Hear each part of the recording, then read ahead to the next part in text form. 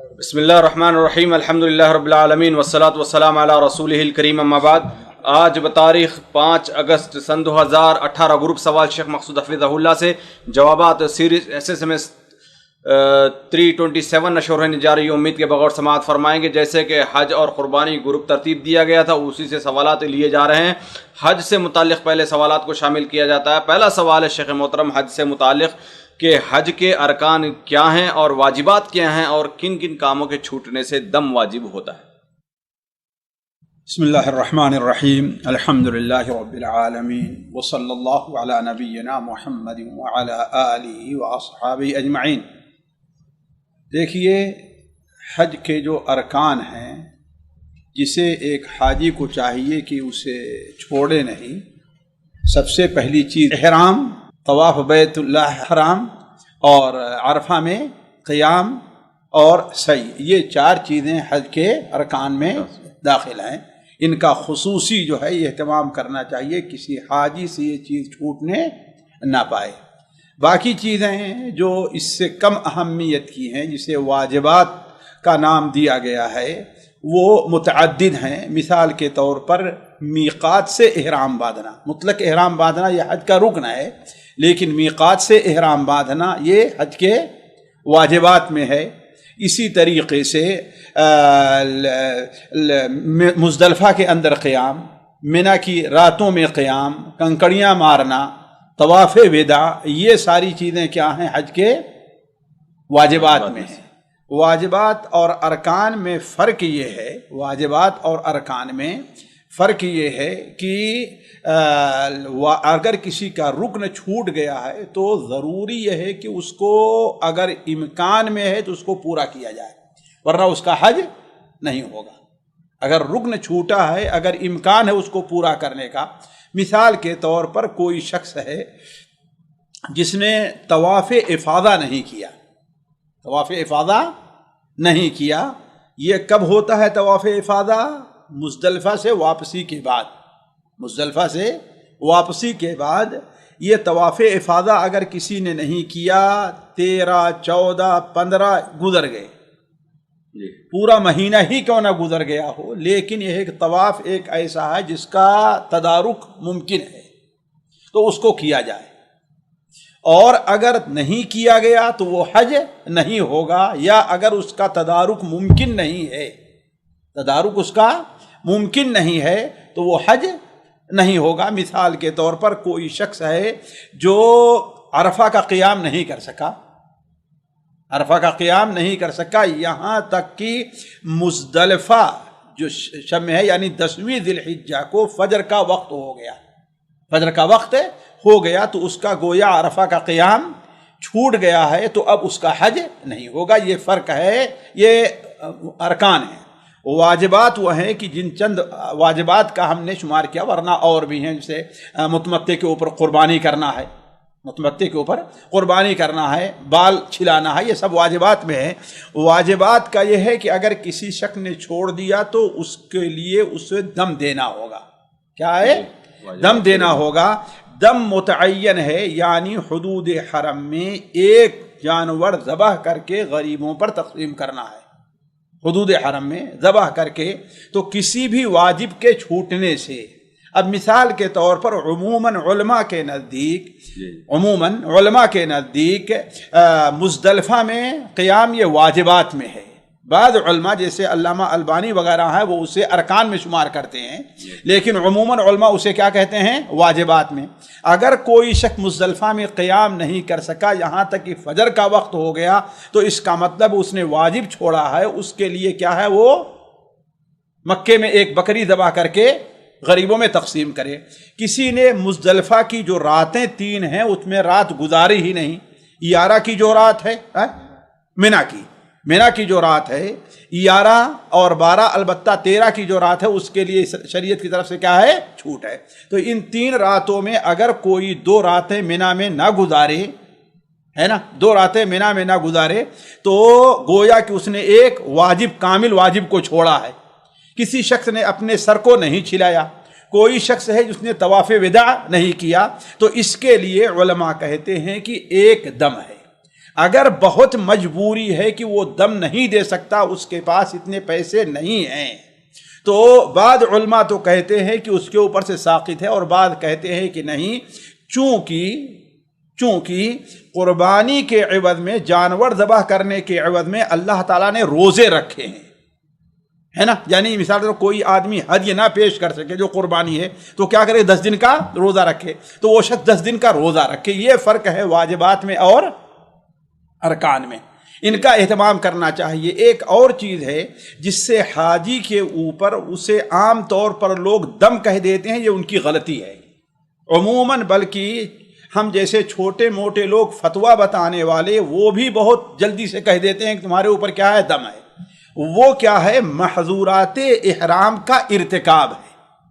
یعنی احرام میں جو بعض چیزیں، سب چیزیں نہیں، بعض چیزیں محظورات احرام کی، مثال کے طور پر جان بوجھ کر کے خوشبو لگا لینا ہے، مثال کے طور پر کسی عذر یا کسی بال اپنے چھلا دینا ہے کہ نہیں، یا سلے ہوئے جسے کپڑا کہتے ہیں، وہ عام کپڑے، عام سلے ہوئے مراد میری ہے کہ عام جو کپڑے ہوتے ہیں، ہے نا، پیجامہ ہے، کرتا ہے، بنیان ہے، ثوب ہے، یہ عام جو کپڑے ہیں، پینٹ ہے، شرٹ ہے، اس کو پہن لے رہا ہے، تو اس کے اوپر کیا ہے؟ وہ فدیہ ہے، اس کے اوپر دم متعین نہیں ہے.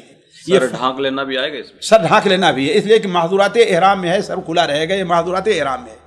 تو اس صورت میں ہے کہ اگر وہ یاد تھا، اس کو وہ یاد تھا، لیکن اگر بھول گیا ہے تو ربنا لا تؤاخذنا ان نسینا او اخطأنا یہ نہیں ہے. لیکن جان بوجھ کر کے اس نے ایسا کیا ہے یا کسی عذر کی بنیاد پر کیا ہے، کسی عذر کی بنیاد پر، مثال کے طور پر ایک شخص ہے، اسے مزدلفہ میں بہت سردی لگی، ہے نا، اب اس حد تک پہنچ گیا کہ اس کے لیے سر کا ڈھانکنا کیا ہو گیا؟ ضروری ہو گیا، ورنہ وہ بیمار ہو جائے گا. تو کسی عذر کی بنیاد پر اگر ڈھانک لیا اپنے سر کو، یا محظورات احرام میں سے کسی کا ارتکاب کیا، تو اس کے اوپر فدیہ ہے. فدیہ کیا ہے؟ ففدیۃ من صیام او صدقۃ او نسک. 3 چیزوں میں اسے ایک کا اختیار حاصل ہے.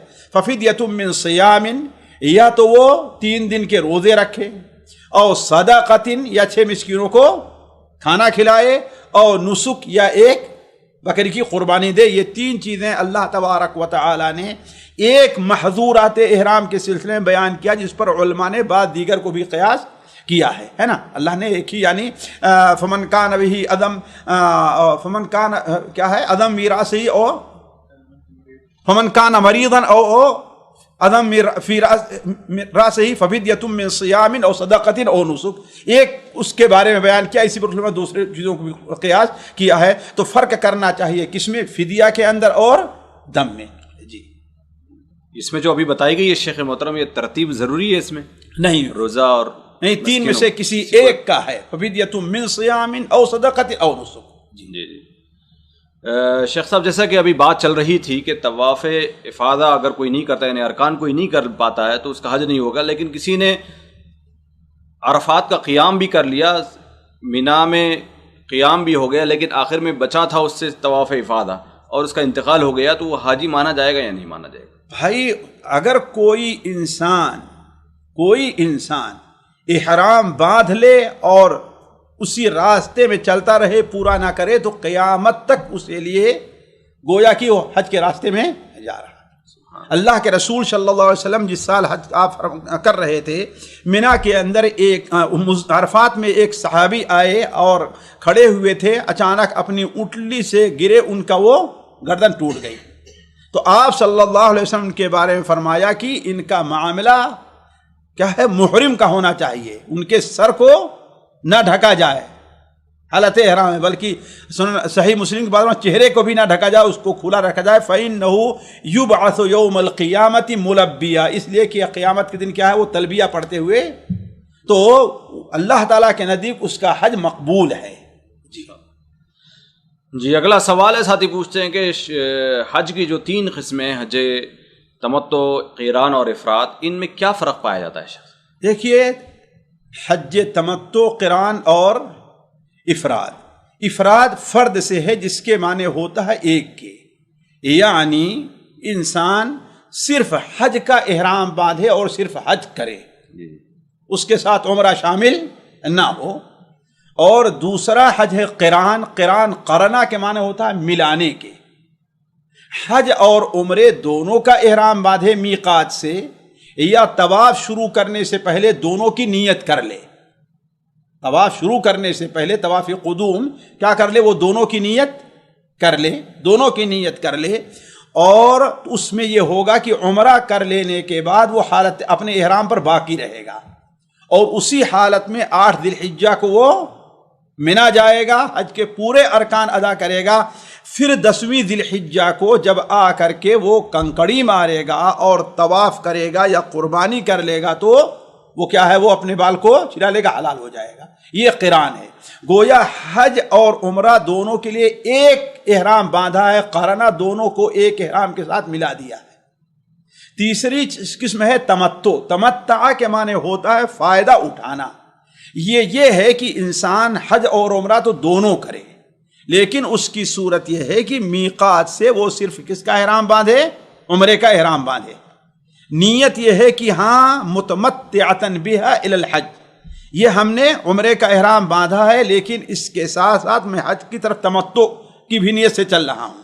وہ حرم میں داخل ہو، طواف کرے، سعی بین الصفا والمروہ کرے، اور اپنے بال چھلا کر کے حلال ہو جائے۔ پھر اس کے بعد 8ویں ذی الحجہ کو اپنی جائے قیام سے نئے سرے سے کس کا احرام باندھے؟ حج کا احرام باندھے۔ یہ تمتع ہے۔ نبی کریم صلی اللہ علیہ وسلم نے اسی کی خواہش ظاہر کی تھی، اور صحابہ کرام کو اسی کا حکم بھی دیا تھا۔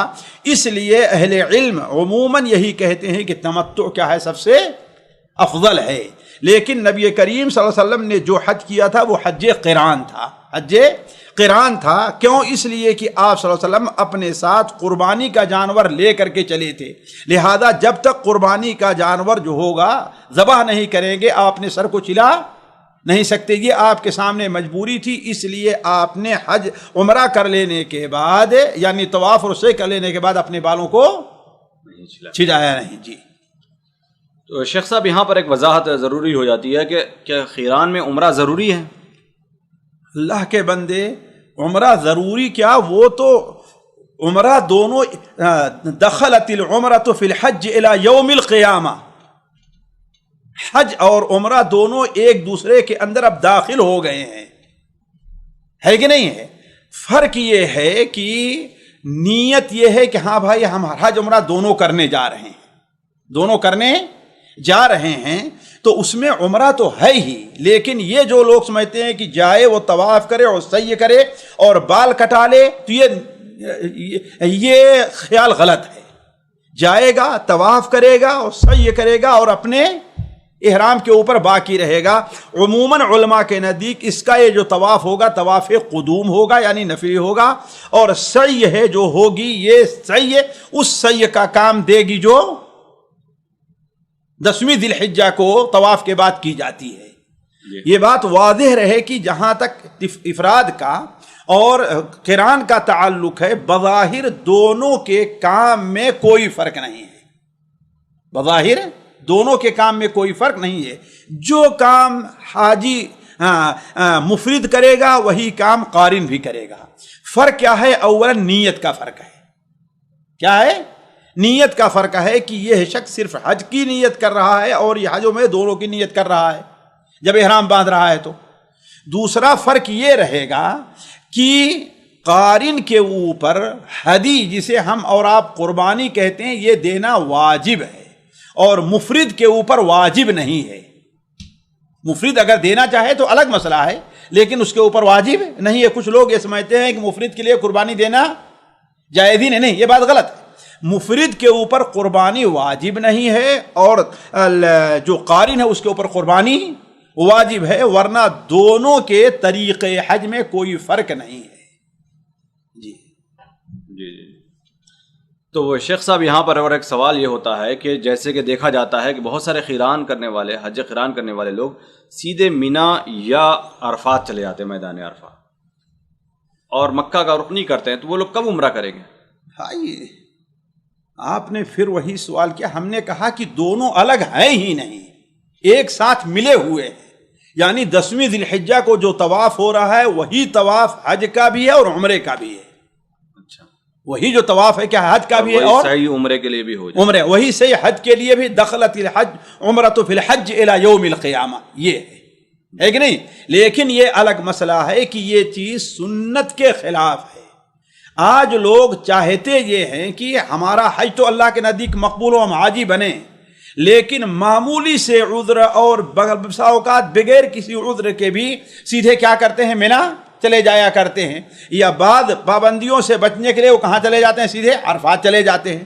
بہت سے لوگ ہیں احرام نہیں باندھیں، کہاں جا کے وہاں احرام باندھیں گے اور کہیں ارے ہم عمرے یا قران یا افراد کی. یہ چیزیں کیا ہیں؟ اصل جو حج کا طریقہ ہے وہ اس کے خلاف ہے، جو اس کے خلاف ہے. اور بعض ایسے اختلافات علماء کے نزدیک ہیں جس کی مخالفت بھی ہے، لہذا اصل یہ ہے کہ انسان کوشش یہ کرے کہ نبی کریم صلی اللہ علیہ وسلم نے جو طریقہ ہمیں بتایا ہم اسی کے اوپر چلتے رہیں. جی، اسی کا قریب کا سوال ہے. ساتھی پوچھتے ہیں کہ شیخ محترم، میں مکہ میں رہتا ہوں اور مکہ سے ہم نے تصریح نکالی ہے اور حج افراد کا ارادہ تھا، لیکن تصریح بنتے ہوئے اس میں جو قربانی کا جو پیسہ لیا جاتا ہے وہ بھی لیا گیا ہے، یعنی ہدی کا جانور کا جو پیسہ لیا جاتا ہے وہ بھی لیا گیا ہے. تو اب کیا ہمارے لیے افراد جائز ہوگا یا ہم تمتع بھی کر سکتے ہیں؟ ہاں جی، وہی جو بنیادی غلطی ہم نے اس سے پہلے اشارہ کیا کہ لوگ یہ سمجھتے ہیں کہ مفرد کے لیے قربانی جائز ہی نہیں ہے نا؟ جی جی، یہ طریقہ غلط ہے. مفرد کے لیے قربانی مستحب ہے، عمرہ کرنے والے کے لیے قربانی مستحب ہے. ہدی جسے قرآن حدیث میں ہدی کہا گیا ہے، نئے کی قربانی تو ہم لوگ نام رکھ لیے ہیں جس کی وجہ سے بڑا التباس ہوا کرتا ہے کہ نہیں ہے؟ تو حد یہ مفرد کے لیے اور عمرے والے کے لیے کیا ہے؟ مستحب ہے. تو کوئی بات نہیں، اچھی چیز ہے. آپ افراد کی نیت کریں، اس لیے کہ اہل مکہ کے لیے افراد بہتر ہے. آپ افراد کی نیت کریں اور قربانی ہے تو آپ کو اس کا ثواب ملے گا. جی، اگلا سوال ہے. ساتھی پوچھتے ہیں کہ حج تمتع والا نیت کیسے کرے گا؟ پہلے عمرے کی پھر بعد میں حج کی، یا دونوں ایک ساتھ کر کے نکلے گا؟ نہیں، ظاہر بات ہے میقات سے صرف عمرے کی نیت کرے گا. جی، میقات سے صرف عمرے کی نیت کرے گا اور اس کی نیت یہ رہے گی کہ ہم مکے سے حج کا احرام باندھیں گے. اسی لیے اگر کوئی شخص کسی مجبوری سے حج تمتع کے لیے گیا، عمرہ کے بعد واپس آ جائے تو اس پر کوئی گناہ نہیں ہے. یہ ہے کہ اس کا حج نہیں ہوگا، اس کے دوبارہ حج کرنا ہوگا. جی ہاں، البتہ لبیک میں لبیک اللہم لبیک لبیک عمرۃ متمتعۃ بہا الی الحج. جی، اگلا سوال ہے. ساتھی پوچھتے ہیں کہ حج کے تینوں قسموں میں سے کسی بھی حج کے لیے نیت میں کب تبدیلی ممکن ہے؟ مثال کے طور پر کوئی نکلا تھا تمتع کے لیے، کیا تبدیل کر سکتا ہے افراد میں اس کو؟ دیکھیے، جہاں تک تمتع کا معاملہ ہے اسے کسی اور میں تبدیل نہیں کر سکتا، الا یہ کہ 8ویں ذی الحجہ آ جائے اور کسی عذر کی بنیاد پر وہ عمرہ نہیں کر سکا ابھی تک. مثال کے طور پر ایک شخص چلا، میقات سے احرام باندھا، اللہ تبارک و تعالی ہر ایک کی حفاظت کرے، حاجیوں کی، اللہ نہ کرے کہ اس کا ایکسیڈنٹ ہو گیا. اب کسی وجہ سے وہ مکے ہاسپٹل میں یا کہاں نہیں پہنچ سکا. اب وہ 8 سے پہلے 8 تک کیا کیا؟ عمرہ نہیں کر سکا ہے. تو اب اس کے لیے ہے کہ اپنے اس احرام کو جو عمرے کا تھا اسے حج کے احرام میں تبدیل کر دے. گویا کہ اس نے تمتع کی نیت کس میں بدل دیا ہے؟ قران میں بدل دیا ہے. جیسے مائی عائشہ رضی اللہ تعالی عنہا نے کیا تھا کہ جب 8 ذی الحجہ کو حاجی لوگ مکے جانے لگے، اللہ کے رسول صلی اللہ علیہ وسلم جانے لگے، اور ابھی تک وہ جو فطری ضرورت ان کو پیش آ گئی تھی، انہوں نے عمرہ نہیں کیا تھا، تو پریشان ہوئی، رونے لگیں. تو اللہ کے رسول صلی اللہ علیہ وسلم نے انہیں یہی کہا کہ نئے سرے سے گویا تم احرام کی نیت کیا کر لو، گویا کہ حج ہے نا. تو متمتع جو ہے کسی اور نیت نہیں ڈلتا الا یہ کہ وہ 8 سے پہلے. اسی طریقے سے قارن جو ہے وہ افراد کی نیت نہیں کر سکتا. ہاں، قارن اور مفرد یہ دونوں جو ہے، قارن اور مفرد یہ دونوں اپنے حج کو، اپنے احرام کو تمتع کی نیت میں بدل سکتے ہیں. اس لیے کہ صحابہ کرام رضوان اللہ علیہم اجمعین، جیسے کہ جابر ابن عبداللہ ہیں اور دیگر صحابہ ہیں، ان کی روایتیں ہیں، بعض صرف حج کا احرام باندھ کر کے نکلے تھے، بعض حج اور عمرے دونوں کا احرام باندھ کر کے نکلے تھے۔ اللہ کے رسول صلی اللہ علیہ وسلم نے ہر ایک کو بلا استثناء، سوائے ان لوگوں کو جن کے ساتھ حج کے جانور تھے، تمام لوگوں کو حکم دے دیا کہ سعی کرنے کے بعد حلال ہو جائیں۔ تو معلوم یہ ہوا کہ مفرد اور قارن 7ویں 8ویں ذی الحجہ آنے سے پہلے یا طواف اور سعی کرنے تک اپنی نیت کے اندر تبدیلی کر سکتا ہے، اپنی نیت میں تبدیلی کر سکتا ہے۔ اسی لیے اسی طریقے سے مفرد طواف شروع کرنے سے پہلے ہے کہ نہیں ہے، طواف یا سعی تک اپنی نیت کو قران میں یا اس میں تبدیل کر سکتا ہے۔ جی، یعنی یہ داخل ہونے کے بعد کا مسئلہ ہے، اور جی، پہلے تو کوئی مسئلہ ہی پہلے نہیں۔ تو کوئی مسئلہ نہیں، چاہے جو نیت کرے انسان۔ جی جی۔ اگلا سوال ہے، ساتھی پوچھتے ہیں، بڑا لمبا سوال، کہ شیخ محترم کے پورے حج کا مکمل طریقہ بتا دیں، لیکن یا تو ممکن نہیں ہے، لیکن کچھ موٹے انداز میں، کچھ 1 منٹ کے اندر، 2 منٹ کے اندر کچھ ہو ایک سکتا ہے؟ منٹ میں حج کا پورا، اور چاہتے بھی ہیں کہ ناموں کے ساتھ ہے نا، انہیں ہمیشہ یہ بات یہ ذہن میں رکھنی چاہیے کہ چند چیزیں ہیں جس کا وہ اہتمام کر لیں، ارکان کو اچھی طریقے سے یاد کر لیں اور اسی ترتیب سے کریں۔ احرام باندھنا ہے نا، پھر مکہ مکرمہ جا کر کے طواف اور سعی، پھر اس کے بعد مینا سے سیدھے عرفات، عرفات سے مزدلفہ آئیں، مزدلفہ سے مینا آ کر کنکڑیاں ماریں، اور پھر جا کر کے طواف، کنکڑیاں مارنے کے بعد قربانی کر کے اپنے بال کو چلائیں اور جا کر کے طواف کر لیں۔ پھر آخری کام رہ جائے گا ان کا طواف وداع، وہاں سے رخصت ہونا ہے تو اپنا طواف کریں، ہے کہ نہیں ہے؟ یہ ہے۔ اس کے علاوہ یوٹیوب اور دوسری جگہوں پر حج کے طریقے جو ہے ہر داعی کی زبان پر موجود ہوں گے، کسی کی زبان سے سن لیں۔ جی، اگلا سوال ہے، ساتھی پوچھتے ہیں کہ مکہ اور جدہ والوں کے لیے کون سا حج افضل ہے؟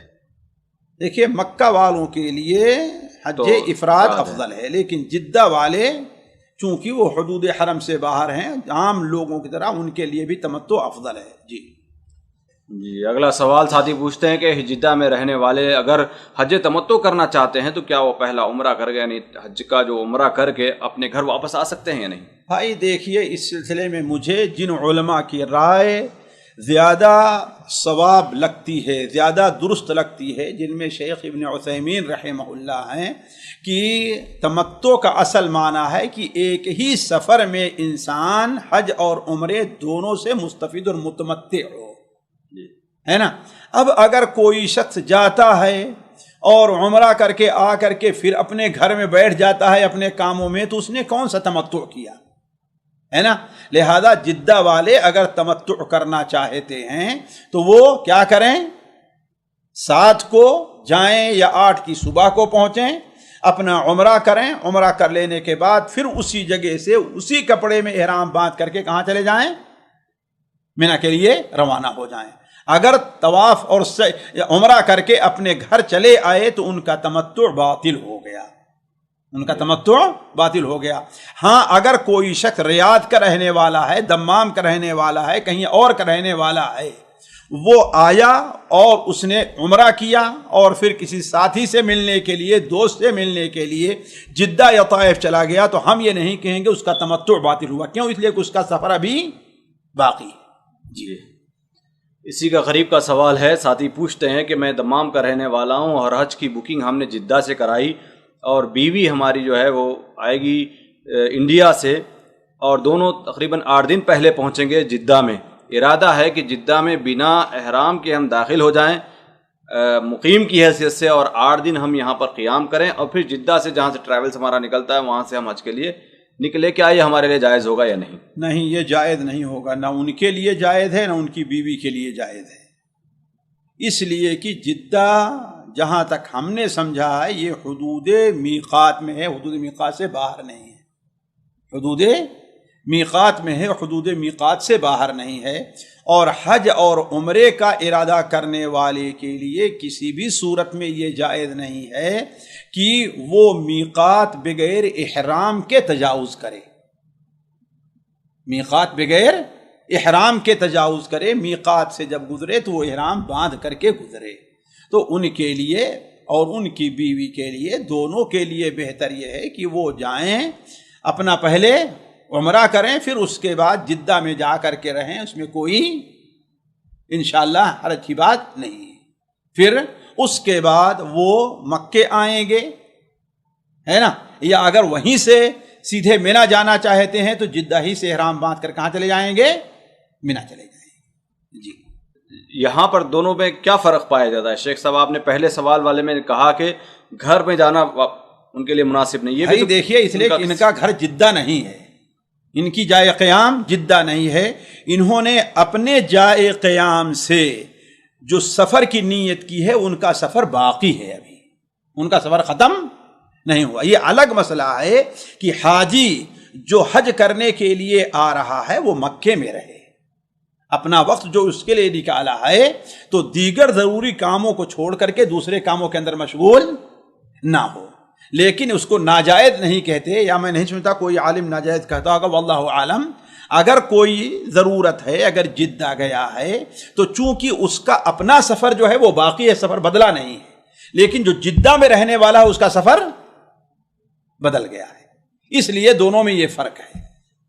جی چاہے کسی قریبی رشتہ دار کا گھر ہی کیوں نہ ہو، اپنا گھر نہ ہو، اپنے بیٹے ہی گھر کیوں نہ ہو، ہے کہ نہیں ہے؟ قریبی رشتہ دار اپنے بیٹے ہی، اس لیے کہ وہ اس کو وہ اپنا گھر نہیں مانتا، وہ آئے گا تو وہاں کیا کرے گا؟ وہ قصر کرے گا، ہے کہ نہیں ہے؟ تو گویا وہ سفر ہی میں ہے ابھی۔ یہاں پر یہ بھی سوال آ سکتا ہے کہ کئی لوگ ایسے ہوتے ہیں جو جدہ میں اپنا ایک فلیٹ بک کر کے رکھتے ہیں، ان کے اوپر بھی یہ حکم آئے گا نہیں آئے گا؟ اگر جدہ میں فلیٹ بک کر کے اس لیے رکھتے ہیں کہ تاکہ میں کبھی جدہ کام سے آؤں تو مجھے جو ہے بار بار کرائے پر لینا پڑتا ہے کہ نہیں ہے، تو گویا وہ سفر ہی ہے۔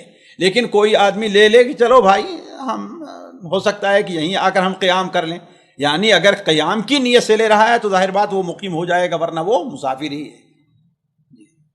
جی اگلا سوال ہے، ساتھی پوچھتے ہیں کہ اگر کوئی احرام کا یعنی 2 چادر اگر کوئی پہن لے اور وہ سمجھ لے کہ اس کی یہ نیت ہو گئی ہے تو کیا یہ چیز جائز ہوگی؟ اگر سمجھ لے کہ نیت ہو گئی تو گویا نیت کر رہا ہے، وہ آپ سمجھیں کہ سمجھ لے کہ گویا کہ نیت کر رہا ہے، اب جی وہ تو نیت کر رہا ہے گویا کہ، ہے نا۔ اس سے پہلے بھی بڑی بحث ہوئی تھی اس بات کو لے کر، اب سمجھ تو آدمی پہلے سے ہی لیتا ہے، جب سے یہاں سے شروع کیا ہے سفر، وہ سفر بھی یہ سمجھتا ہے کہ جب بھی میں یہ 2 کپڑے پہنوں گا میرا، ہاں اگر یہ کہتا ہے کہ ہاں کپڑے میں میرا احرام ہو جائے گا تو اس کی نیت ہے۔ جی اگلا سوال ہے، ساتھی پوچھتے ہیں کہ حج و عمرہ کی نیت کے الفاظ کیا ضروری ہیں یا صرف دل میں نیت کافی ہے؟ حج اور عمرے کی نیت کے الفاظ دیگر عبادات کے نیت کے الفاظ کے طریقے سے وہ بدعت ہیں، وہ سنت میں داخل نہیں ہیں۔ جی یعنی جو اللہم لبیک عمرۃ جو سکھایا جاتا ہے، یہ نیت کہاں ہے؟ یہ تو نیت کیا کہیں گے؟ یہ تو کہے جیسے انسان نماز پڑھتا ہے اللہ اکبر سبحانک اللہم وبحمدک، یہ وہ چیز ہے۔ جی اگلا سوال ہے، ساتھی پوچھتے ہیں کہ اگر دوسرے ملکوں سے آنے والے حاجی فلائٹ میں بیٹھ کر نیت کر لیں تو کیا کافی ہوگا؟ کیا آسمان میں جب یعنی میقات کے اوپر سے جب وہ گزریں گے تب نیت کرنا ضروری ہوگا؟ بھائی دیکھیے ان کے لیے بہتر تو یہ ہے، اگر اس کا اہتمام ہے جہاد میں کہ جب میقات پر سے گزرتے ہیں تو وہ لوگ پہلے مطلع کر دیتے ہیں، جی تب تو جو ہے ان کے لیے بہتر یہی ہے کہ وہ کہاں سے احرام نیت کریں؟ جب فلائٹ میں۔ لیکن خطرہ ہو کہ میں سو نہ جاؤں، خطرہ ہو کہ یہ پتہ نہیں کہ جہاد میں بتائیں کہ نہ بتائیں، ایسا ہے تو وہاں سے بھی وہ نیت کر سکتے ہیں، کوئی حرج نہیں ہے۔ بلکہ وہ نیت اپنی اگر مطلق کریں تو بہتر ہے کہ اگر خدا نہ خدا میں بھول بھی گیا تو میقات سے میں گزروں گا تو میری نیت ہے نا، اگر سو گیا تو میقات سے میں گزروں گا تو میری نیت ہے، تو انشاءاللہ یہ کافی ہوگا۔ یہ کوئی بھی کر سکتا ہے، کوئی بھی کر سکتا ہے، یہاں سے گاڑی سے جو جانے والے لوگ ہیں وہ بھی کر سکتے ہیں۔ جی ہاں، میں پہچان نہ پاؤں، یہ نہ کروں، ہے نا، یا بس گاڑی میں سو جاؤں، ہے نا۔ اگلا سوال ساتھی پوچھتے ہیں کہ کمزور یا بیمار حاجی بڑی مشکل سے مکہ پہنچتے ہیں تو عمرہ کرنے کے لیے کتنی دیر تک وہ آرام کر سکتے ہیں؟ کیا ایک رات کا انتظار کر سکتے ہیں؟ جتنی دیر میں ان کو نشاط نہ آ جائے، اس کے لیے کوئی تحدید نہیں ہے۔ جی اللہ کے رسول صلی اللہ علیہ وسلم مکے میں حدود حرم ہی کے اندر جا کر کے رات گزارتے تھے، پھر اس کے بعد صبح جا کر کے عمرہ کرتے تھے، حضرت عبداللہ ابن عمر وغیرہ جی۔ یعنی ایسا جائز ہے کہ آدمی رات میں حدود حرم یا یعنی پورا حرم بھی پہنچ جائے؟ بلکہ سنت یہی ہے، آج لوگوں نے اس سنت کو چھوڑا ہوا ہے۔ اس سے پہلے تو منع کیا جاتا تھا شیخ آپ کی طرف، بولے کہ جیسے وہ حقدار ہے، آیا ہے اللہ تعالیٰ کا حق زیادہ ہے۔ نہیں، یہ اس صورت میں ہے کہ حرم پہنچ گیا ہے، حرم پہنچ گیا ہے، اور لوگ کیا کرتے ہیں کہ مثال طور روزہ ہے، روزہ رکھ لیں گے، ہے کہ نہیں ہے؟ یہ چیز ہم نے اس میں کہا غلط ہے، لیکن حدود سے پہلے پہنچنے، حرم میں داخل، حدود حرم پر پہنچ کر کے یا حرم میں داخل مکہ قریب پہنچنے پہلے آدمی کوئی کمرہ لے کر کے آرام کر سکتا ہے، تاکہ جب وہاں پہنچے تو بالکل اس کو چستی اور نشاط باقی ہو۔ نہیں، میرا سوال مکہ میں داخلے کے بعد کا ہے۔ مکہ ہی میں داخلے کے بعد ٹھیک ہے، آج کل تو مکہ بہت دور تک پہنچ چکا، حدود حرم سے باہر چلا گیا ہے۔ بات یہاں ہوئی تھی، اس کو میں اچھا نہیں سمجھتا، ناجائز کہ انسان کیا کرتا ہے کہ احرام باندھا عمرہ کرنے کے لیے جا رہا ہے جی، لیکن عمرہ کرنے کے لیے جا رہا ہے، لیکن بعد دنیاوی یا کسی شرعی کام کو وہ کرنا چاہتا ہے اور عمرے کو مؤخر کرنا چاہتا ہے۔ مثال کے طور پر وہ روزے سے ہے، وہ کیا سوچتا ہے کہ اب میں، یہ ہم نے کہا کہ ایسی صورت میں روزہ نہیں رکھنا چاہیے۔ کیوں؟ اس لیے کہ وہ جس کام کے لیے جا رہا ہے اس میں اس کا روزہ یہ رکاوٹ بن رہا ہے، اور روزے کی توڑنے کی اجازت سفر میں یا ایسے موقع پر اسی لیے دی گئی ہے کہ جو کام جا رہا ہے اس کے اندر کوتاہی نہ ہونے پائے۔ یہ وہاں پر یہ بات آئی تھی۔ اچھا، یہ صرف بات اسی لیے خاص ہے جی، دوسرے جگہ اگر کوئی رات بھر گاڑی چلا کر جائے، اس کے لیے جائز ہے کہ صبح پہنچے اور فجر پڑھ کے سو جائے، اور جب تک سونا ہے سو جائے ظہر تک، اس کے بعد عمرہ کر لیں، کوئی حرج نہیں۔ یا اسی طریقے سے رات میں پہنچے تو رات پوری آرام کر لے، فجر کے بعد عمرہ کر اگر جو ہے وہ تھکا ہوا ہے، یہ سمجھتا ہے کہ میں عمرے کا حق ادا نہیں کر پاؤں گا، یہ ہے تو ٹھیک ہے، آرام کر لیں۔ جی جی جی۔ اگلا سوال ہے، ساتھی پوچھتے ہیں کہ شیخ محترم طواف قدوم کیا ہے؟ کیا یہ واجب ہے؟ کیا اس کے نہ کرنے پر کچھ گناہ ہے؟ طواف قدوم وہ طواف ہے جو مکے میں یا کہیے کہ حرم میں داخل ہونے کے بعد پہلا طواف کیا جاتا ہے۔ جی، یہ طواف جو ہے عمرہ کرنے والوں کے لیے رکن ہے، عمرہ کرنے والوں کے لیے رکن ہے، حج قران اور حج افراد کرنے والوں کے لیے یہ سنت ہے۔ جی جی۔ اگلا سوال ساتھی پوچھتے ہیں کہ ایام حج میں حاجی تمتع کا عمرہ کرنے کے بعد کہاں تک، کتنی دور تک سفر کر سکتا ہے، جا سکتا ہے؟ اگر کوئی مدینے میں اس کے رشتہ دار رہتے ہیں وہاں جا سکتا ہے، اور کتنے دن تک وہاں رک سکتا ہے؟ جا سکتا ہے۔ اور بھائی دیکھیے، یہ چیز رک سکتا ہے، یہ بہت لمبا مسئلہ ہے، لیکن یہ ہے کہ اسے اپنا جو وقت گزارنا چاہیے کہاں؟ حرم میں گیا، ملاقات کیا، 1 دن 2 دن جو مناسب سمجھا رہا اور واپس چلا آئے۔ لیکن جیسے حرم مدینہ منورہ جانا ہے، آج کل ہمارے لوگ حج کا ایک حصہ وہاں پر بھی ہے، 8 دن 1 ہفتہ وہاں پر گزارتے ہیں، تو علی کل حال اس کے لیے کوئی تحدید نہیں کی جا سکتی، تحدید انسان کی حاجت کے اوپر ہے وہ۔ جی، یعنی دوری کی بھی کوئی تحدید نہیں ہے؟ دوری کی بھی کوئی تحدید نہیں، یعنی ریاض میں بھی اگر کوئی رشتہ دار رہتا تو آ جائے، لیکن ظاہر بات ہے اس کو حج کے ثواب کے اندر اس کے کمی واقع ہوگی۔ حج تو اس کا ہو جائے گا، لیکن حج کا جو اصل جی ہے اجر ہے۔ جی جی جی۔ اگلا سوال ساتھی پوچھتے ہیں کہ حج کے دنوں میں حاجیوں کے لیے قرآن و حدیث کے مطابق کن اعمال کی تاکید کی گئی ہے؟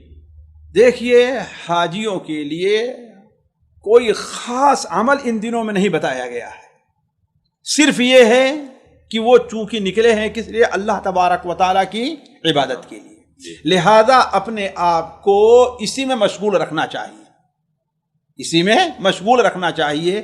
بیت اللہ میں دیر بیٹھیں، نماز پڑھیں، ذکر کریں، موقع ملے طواف کریں، ہے کہ نہیں ہے؟ اللہ تبارک و تعالیٰ سے دعا کریں، مبارک سفر کے اندر نکلے ہوئے ہیں، یہ ان کے لیے یہی مسنون ہے۔ البتہ یہ کہ وہ جو ہے بار بار عمرہ کرتے رہیں، روزانہ 2-1 عمرے، اور یار روزانہ عمرہ کرنا یہ طریقہ سنت نہیں بلکہ بدعت کے زیادہ قریب ہے۔ نبی کریم صلی اللہ علیہ وسلم صحابہ کرام میں سے کسی نے بھی اس دوران بار بار عمرہ نہیں کیا ہے۔ وہ لوگ بہت بڑی نعمت سے محروم رہتے ہیں، حرم میں بیٹھے رہیں، اگر 2 رکعات بھی پڑھ لیں گے تو انہیں 2 رکعت کتنا 1 لاکھ نفل یعنی 2 لاکھ رکعت پڑھنے کا ثواب ملے گا. کتنی بڑی محرومیت ہے وہ جی. وہ جگہ جو اللہ تبارک و تعالیٰ کا خاص گھر ہے, محبوب کا گھر ہے, اس گھر سے انسان گویا کہ اپنی جان بچا رہا ہے, وہاں سے پیچھے بھاگ رہا ہے. وہاں بیٹھے رہنا, اللہ کا صرف بیٹھ کر سبحان اللہ کہنا, یہی ایک بہت بڑی عبادت ہے جی. جی اگلا سوال ہے, ساتھی پوچھتے ہیں کہ احرام کے کپڑے کو کیا بدلا جا سکتا ہے, اگر ہے تو کتنے مرتبہ؟ جتنے مرتبہ حاجت اور ضرورت ہو. کوئی اس کی تحدید بھائی مثال کے طور پر سخت گرمی کا موسم ہو, پسینہ ہے, ایک اوقات بعد لوگوں کے پسینے کے اندر کیا ہے, قسم کی بو رہتی ہے, روزانہ بدلنا ہے, ٹھیک ہے روزانہ بدل لیں. اگلا سوال ساتھی پوچھتے ہیں کہ جدہ اور مکہ کے لوگ مینا میں کیا نماز قصر سے پڑھیں گے یا مکمل کریں گے؟ دیکھیے نبی کریم صلی اللہ علیہ وسلم کے ساتھ جن لوگوں نے حج کیا وہ جدہ اور نواحی جدہ کے بھی تھے, مکہ اور اس کے ارد گرد کے بھی تھے. کسی بھی صحیح حدیث میں یہ وارد نہیں ہے کہ نبی کریم صلی اللہ علیہ وسلم نے کسی کو اپنی نماز پوری کرنے کا حکم دیا. اس لیے مجھے یہ چیز پسند اور خاص ہے کہ یہ نمازیں مزدلفہ, مینا اور یہ کیا ہے حج کے کاموں میں سے ہیں جی.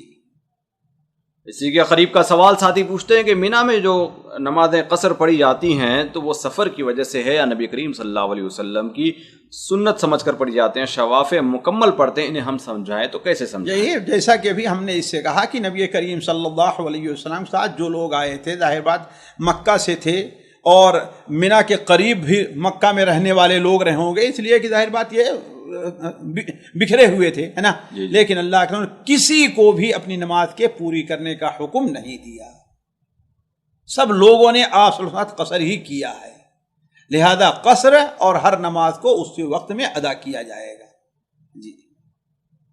نہیں یعنی سنت سمجھ کر, جی جی جی, سفر سمجھ کر نہیں. اس لیے کہ جو لوگ مسافر نہیں وہاں قریب ہیں ان کو سفر سمجھ نہیں کریں گے وہ جی.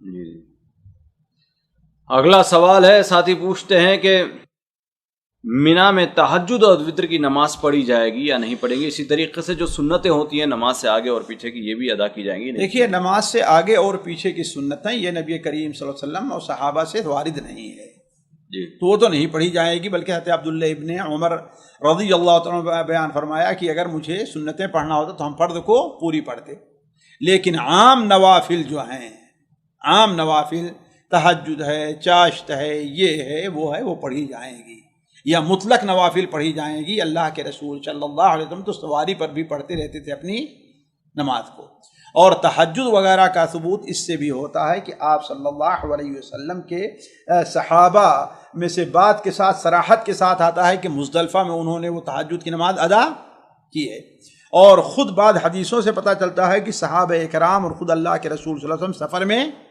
کیا کرتے تھے, تہجد کی نماز پڑھتے تھے. بلکہ اس کی اہمیت کو بھی اس سے واضح ہوتا ہے جو صحیح ابن حبان میں حضرت ثوبان حضرت عبداللہ ابن عباس کی روایت ہے کہ نبی کریم صلی اللہ علیہ وسلم نے ایک سفر میں صحابہ کو مخاطب کر کے فرمایا کہ یہ سفر کیا ہے, مشکل کام ہے, اب دوبارہ تمہارے لیے تہجد کے لیے تمہارا اٹھنا یہ مشکل ہے, لہذا وتر کے بعد 2 رکعت پڑھو تہجد کا کام. تو اس کا مطلب یہ ہے کہ وتر اور تہجد یہ اہم ہے سفر کے اندر, اگر انسان کوئی اس کا اہتمام کرتا ہے تو بڑی اچھی چیز جی. اگلا سوال ہے, ساتھی پوچھتے ہیں کہ شیخ محترم میں مکہ میں کام کرتا ہوں جہاں پر چھٹی ملنا بڑی مشکل بات ہے, تو کیا یہ میرے لیے جائز ہے کہ ایام تشریق میں بالخصوص میں یعنی دن بھر کام کرتا رہوں اور صرف مینا میں کچھ دیر کے لیے رات گزاروں؟ دیکھیے عموماً جمہور کبیر علماء اسی طرف گئے ہیں کہ مینا میں شباشی یعنی رات گزارنا یہ واجبات حج میں ہے, واجبات حج میں ہے, الا یہ کہ کسی انسان کے سامنے عذر ہو, اور ایسا عذر کہ جس کا تعلق عام پبلک سے ہے. اللہ کے رسول صلی اللہ علیہ وسلم نے حضرت عباس ابن عبد المطلب کو مینا میں رات گزارنے سے معذور رکھا تھا, رخصت دی تھی. کیوں؟ اس لیے کہ وہ حاجیوں کو پانی پلانا ان کا کام تھا. اونٹ کے جو چرانے والے تھے ظاہر بات ہے آپ نے ان کو بھی رخصت دی. تو اگر کوئی ایسا عذر نہیں ہے تو مینا میں رات گزارنا یہ نبی کریم صلی اللہ علیہ وسلم سنت نہیں بلکہ واجبات میں عموماً علماء نے اسے شمار کیا ہے. لہذا آپ رات گزاریں، البتہ آپ کے سامنے مجبوری ہے تو آپ کوشش یہ کریں کہ آدھی رات یا آدھی رات سے کچھ حصہ زیادہ گزاریں، اس سے کم نہیں، اس لیے للأکثر حکم الکل۔ اگر 11 بجے آدھی رات ہو جاتی ہے، غروب سے لے کر کے طلوع تک آپ حساب لگائیں، اگر آدھی رات 11 بجے ہوتی ہے، میں سمجھتا ہوں جا کر کے 11:30 12 بجے وہ وقت ہوگا، 12 بجے، تو 11 بجے 12 بجے تک آپ رہیں، پھر اس کے بعد آپ نہ جا کر کے آرام کریں اور دوسرے دن کام پر لگیں، کوئی بات نہیں۔ یعنی دن میں کام کرنا کوئی مشکل نہیں؟ کوئی مشکل نہیں ہے، لیکن مشکل میں اس لیے کہہ رہا ہوں کہ اس سے کوئی جسے کہیے دم وغیرہ واجب نہیں ہوتا، ورنہ اصل تو یہ ہے کہ حاجی رات دن کہاں رہے؟ منی ہی میں رہے، لیکن جو اپنی مجبوری ظاہر کریں اس کی بنیاد پر میں کہہ رہا ہوں۔ بہت سارے لوگ آرام کی خاطر یہ کام کر جاتے ہیں، ان کے لیے کیا حکم ہوگا؟ یہ مثال کے طور پر وہاں پر گرمی ہے مینا میں، لہذا آ گئے مکہ میں، اپنے خیام اپنے بلڈنگ میں رہے اور دن بھر رات میں چلا گئے۔ نبی کریم صلی اللہ علیہ وسلم نے مائی عائشہ رضی اللہ عنہا فرمایا تھا، جب عمرے کا انہیں حکم دیا، کہا تمہیں تمہارے عمرے کا اتنا ہی اجر ملے گا جتنا تجھے تھکان لگے گی اور جتنا خرچ ہوگا۔ تو حج اور عمرہ یہ مشقت کا کام تو ہے ہی، ہم ہر جگہ اگر آرام تلاش کریں گے تو گویا کہ ہم نے کیا مشقت اٹھائی ہے۔ شریعت ہم سے نہیں زبردستی ہم مشقت اٹھائیں، لیکن شریعت ہمیں اس کی بھی اجازت نہیں دیتی ہے کہ ہم مشقت سے جان چھڑائیں، ہے نا؟ تو میں یہ نہیں کہتا کہ دن میں مینا میں رہنا واجب ہے، لیکن اگر انسان رہ سکتا ہے، کہیں سایہ اسے میسر ہے، اگرچہ گرمی ہے تو وہ کوشش کرے، برداشت کرے تکلیف اور مینا ہی میں رہے، ہے کہ نہیں؟ لیکن یہ ہے کہ اگر اب انسان یہ ہے کہ اسے کہیں سایہ نہیں مل رہا ہے، جیسے بسا اوقات ہو جاتا ہے نا، سایہ نہیں مل رہا ہے، اس کو پاس خیمہ نہیں ہے اور باہر اپنا خیمہ چھوٹا سا لگا کر کے بیٹھنے بھی نہیں دیتے ہیں، تو اگر ایسے کوئی مجبوری ہے، انسان جا کر کے آرام کر لیتا ہے اور شام ہوتے ہی یا جب سورج کی گرمی کمزور پڑتی ہے تو آ جاتا ہے، تو انشاءاللہ اس کے حج میں کوئی کمی نہیں۔ یعنی اسپیشلی بیماروں کے لیے اس میں خصوصی رعایت رہے گی؟ بیماروں کے لیے، جیسے حاجت مند لوگ ہیں، ڈاکٹر ہیں، ایسے لوگوں کے لیے رعایت ہے خصوصی۔ جی اگلا سوال ہے، ساتھی پوچھتے ہیں کہ اگر کوئی 8ویں رات 8 تاریخ کو اگر کوئی رات میں مکہ پہنچے اور صبح میں اگر عرفہ کا دن ہو اور رات ہی میں سہولت کی خاطر اگر کوئی سیدھے عرفات چلا جاتا ہے تو کیا یہ چیز کے لیے جائز ہوگی یا نہیں؟ بھائی ناجائز ہم نہیں کہتے، امام مالک کے یہاں رضی رحمہ اللہ وہ مینا میں وہ جانا اور رات گزارنا واجب ہے، اور مجھے یاد آ رہا ہے کہ علامہ البانی رحمہ اللہ کا رجحان بھی اسی طرف ہے، اللہ ایک اس کے سامنے کوئی عذر ہو۔ تو جو بھائی پہنچ گیا ہے 8 کی صبح کو، وہ چاہے مینا میں بھی جائے، ہے کہ نہیں ہے؟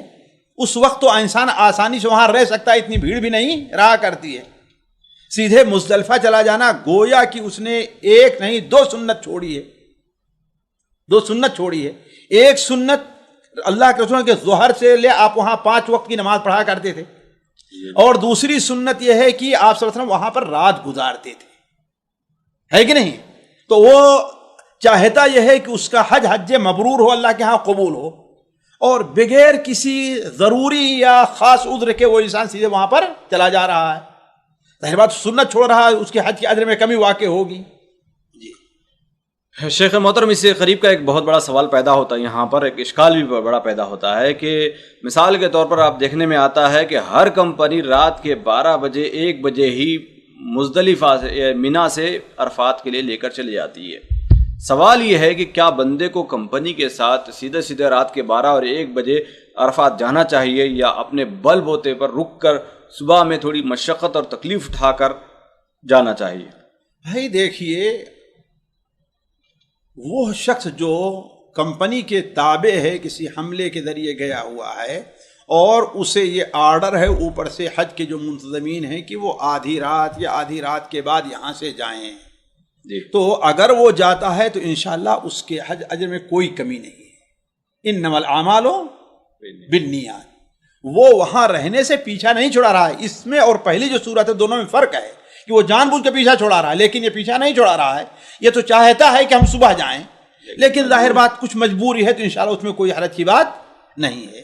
اور بلا وجہ میں یہ نہیں کہوں کہ ساتھ چھوڑے. کیوں؟ اس لیے کہ آج کل جو صورتحال ہے وہ بہت ہی پریشان کن ہے. جی زیادہ ہے تکلیف ہے کہ نہیں ہے؟ اب وہاں جائے گا اس کو خیمہ کا ملنا مشکل ہے بس، ہے کہ نہیں؟ تو بڑی پریشانیاں. اس لیے ہم کہتے ہیں کہ جاؤ اپنے اسی کے ساتھ جاؤ، اور خاص طور پر آدھی رات کے بعد اگر لے کر کے جاتے ہیں، جیسے 3 بجے وہاں پڑھاتے ہیں، تو انشاءاللہ اس میں کوئی فجر وہاں پڑھاتے ہیں جس سے کوئی حرج کی بات نہیں ہے انشاءاللہ. سامعین کرام، ہمارے علمی اور عوامی دروس اور سوال و جواب کی مجلسوں سے آپ خود بھی مستفید ہوں اور اپنے دوست و احباب کے ساتھ بھی شیئر کریں. عین ممکن ہے کہ آپ کے شیئر سے کسی کی اصلاح اور آپ کے لیے صدقہ جاریہ بن جائے. واٹس ایپ پر اسلامک میسج حاصل کرنے کے لیے نمبر نوٹ فرمائیں: یعقوب عزیز 00966 5089 59707. واٹس ایپ سوال جو آپ گروپ میں ایڈ ہونے کے لیے نمبر نوٹ فرمائیں: عبدالسلام عمری 00966 502627 نمبر بھیجتے ہوئے نام اور پتہ ضرور لکھیں.